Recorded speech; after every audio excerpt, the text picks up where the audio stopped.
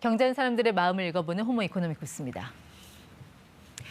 고금리 시대를 상징했던 시중은행들의 5% 이상 예금 금리 상품들이 슬슬 사라지고 있습니다. 착실하게 돈 모아서 저축해야겠다 하시던 분들은 어리둥절하실 겁니다. 이유는 뭐고 그렇다면 예적금 전략은 어떻게 짜는 게 좋은지 김현우 행복자산관리연구소장과 점검해 보겠습니다. 네, 소장님 네. 오랜만입니다. 네, 오랜만에 뵙겠습니다. 안 보이시는 사이에 네. 없어진 게 있어요. 네. 5% 이상 높은 금리 준다던 예금 상품들, 이거 어디로 간 겁니까?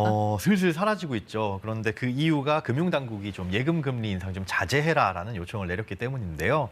예금 금리가 오르다 보면은 이제 대출 금리도 연달아서 같이 오르기 때문에 네. 조금씩 경쟁적인 그 예금 금리 인상을 좀 자제해라라고 한 겁니다. 실제로 이 코픽스 금리, 그러니까 변동 금리 대출의 원가라고 할 수 있는 코픽스 금리가 예.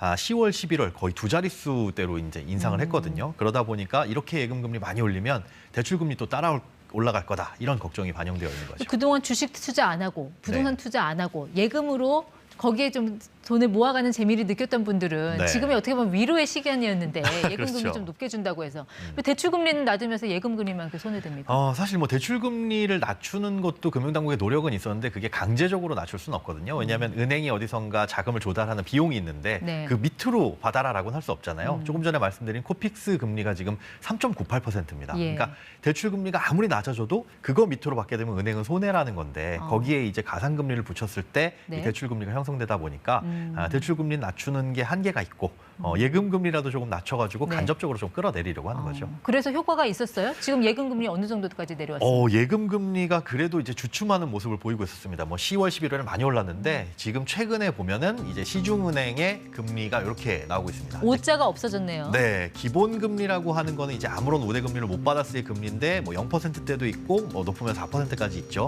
하지만 여기에 이제 우대 금리를 적용받았을 때 지난달까지만 하더라도 저게 오자가 있었거든요. 그러니까요. 앞자리가 네. 5였는데 이제 4%대 후반 정도의 금리를 보이고 있습니다. 그럼 지금 예금 금리가 사실상 고점에 왔다 이렇게 봐야 되는 겁니까? 실제로 그렇게 전망하시는 분들이 꽤 많이 있어요. 그리고 은행에서도 실제 이렇게 지금 보여드린 것도 1년 만기 정기예금의 금리인데 뭐 금고라든가 아니면 저축은행에서 나오는 그 고금리 상품들의 만기를 보면 6개월짜리가 이제 덜어 나오고 있습니다. 예. 그러니까 그 말인즉슨 은행권에서도 앞으로 이 고금리 상황이 유지는 될 것 같으나 네. 6개월 넘게는 유지 안 되지 않을까라고 하는 이제 방증이라고 할 수 있겠죠. 어떡하죠? 불과 몇 달 전만 해도 저희 프로그램에 많은 전문가들이 네. 앞으로 예금률이 더 올라갈 거니까 만기를 좀 짧게 가져가라 네네. 이렇게 하셨는데 제가 이 자리에서라도 뭐 정정을 해야 되는 겁니까? 그러면? 그렇진 않습니다. 그 짧게 기준이라는 것 자체가 뭐 사람마다 다를 수 있겠지만 보통 이제 은행 예금이라든가 이런 것들의 짧게 기준은 한 1년 이내거든요. 네. 그러니까 두세 달 전까지만 하더라도 이제 금리 더 올라갈 것 같으니까 덜컥 가입하거나 그러진 말고 좀 기다려봐라라는 의미라고 해석이 될 수 있고요.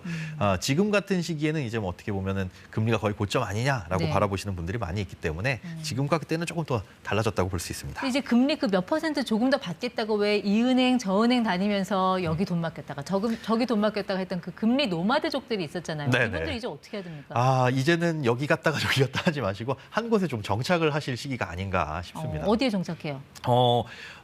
여기 갔다 저기 갔다 사실 움직여 다녔던 게 가입 안 하고 네. 약간 금리 좀 더 주는 수십 출금 통장 뭐 이런 데다 넣어두셨던 분들이니까 이제는 가입을 해서 최소한 한 1년 이상의 만기는 잡고 네. 예금이라든가 아니면 적금이라든가 시작을 하시는 게 좋지 않을까 싶네요. 그러니까 좀 현실적인 질문을 드리면 그럼 네. 지금이라도 빨리 그 은행 가서 예적금 최고 금리 주는 거 최대한 만기 길게 네. 이런 상품 가입하는 게 가장 현명한 겁니까? 일단 정기예금을 가입하시려고 했던 분들 그리고 만기도 한 2, 3년 정도 묵혀둘 거야 라고 생각하셨던 분들이라고 한다면 지금 가입해서 또 만기도 2, 3년짜리로 해도 좋은데 네. 보통 이제 정기예금을 가입할 때는 뭐 1년을 넘게는 하지 말라고 말씀드리거든요. 왜냐하면 뭐 돈이 묶이는 것도 있고 하지만 그리고 또 1년 이후에 어떤 상황이 펼쳐질지 네. 모르는 거니까 그래서 길게는 하지 말라고 말씀드리는데 어차피 나는 한 2, 3년 묵혀둘 거다라고 생각하시는 분들 그리고 정기예금 가입할 거야라고 하셨던 분들은 이참에 더 오를 가능성보다는 낮아질 가능성이 높으니까 지금 하시는 게 좋을 것 같습니다. 소장님 관점대로라면 네. 수시 입출금 가능한 왜 파킹 통장이라는 거 있잖아요. 네네.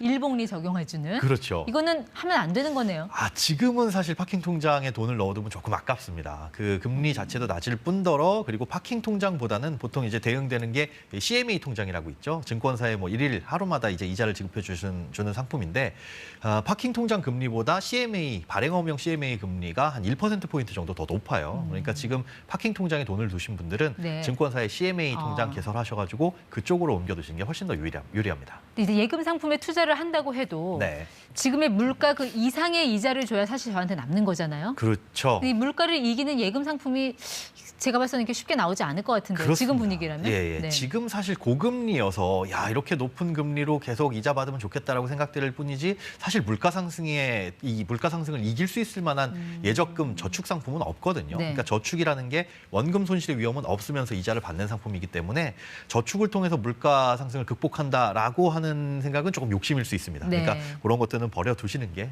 좋겠죠. 그래도 물가를 좀 이기고 싶다면 어떤 투자를 병행하면 좋습니까? 실제로 진짜 말씀하신 대로 투자를 병행할 수는 밖에 없어요. 그러니까 어느 정도 위험을 감수해야 되는데 네. 지금 상황은 아시다시피 뭐 주식 시장이든 부동산 시장이든 또 뭐 코인 시장이든 굉장히 불확실성이 많은 시장이잖아요. 그러니까 지금 무언가 투자를 하는 것보다는 자금은 안전하게 지키는 것이 훨씬 더 중요하다고 봅니다. 네. 실제로 고액 자산가라고 불리는 분들이 시중에서 가입하거나 뭐 투자하는 상품들을 보면 국고채 정도로 아주 안전한 상품들. 그런데 실제 국고채의 금리가 낮아지다 보니까 지난 한 달 사이에 채권 가격은 한 10% 이상 상승을 했거든요. 국고채라면 국가가 발행하는 안전한 채권 말씀하시는 거죠? 그렇습니다. 네. 그 채권 가격이 워낙 낮아져 있었는데 앞으로 한 반년 후 정도에는 금리가 더 낮아지지 않을까라는 기대감 때문에 예. 채권 가격은 올라가고 네. 즉 채권 수익률은 낮아지는 이런 현상이 지금 보이고 금리와 있습니다. 가격은 반대로 가죠. 채권 같은 경우. 그렇습니다. 그것만 기억하면 되겠더라고요. 그 네네. 메커니즘을 이해하려면 너무 어렵고. 네. 자, 이 예금은요. 보통 이게 투자연금으로도 퇴직연금으로도 네네. 투자할 수 있는 그 예금 상품이 따로 있잖아요. 지금 그렇습니다. 그거는 금리가 어떻습니까? 굉장히 높습니다. 사실 시중은행에서 우리가 일반적으로 가입하는 예금보다도 퇴직연금에서 경쟁이 굉장히 치열하거든요. 네. 그러다 보니까 그 직장에서 퇴직연금이 가입돼 있으신 분들은 그 안에서 예금 상품을 고를 수가 있는데 네. 보통 은행권 상품 같은 경우에는 아직도 5% 초반대 금리를 보이고 있고요. 그다음에 저축은행 예금 같은 경우에는 6% 중반. 그리고 네.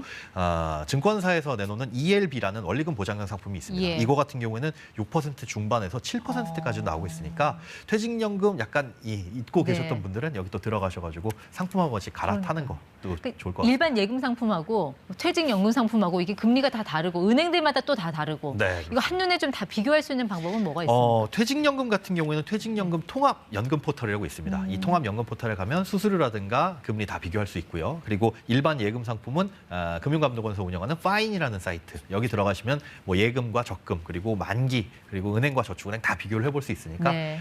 여기서 손품 한번 파시고 그 다음에 가입하시면 될 것 같습니다. 네. 자, 지금 어떻게 보면 예금 상품 약간 막차 타는 느낌도 있긴 한데 네.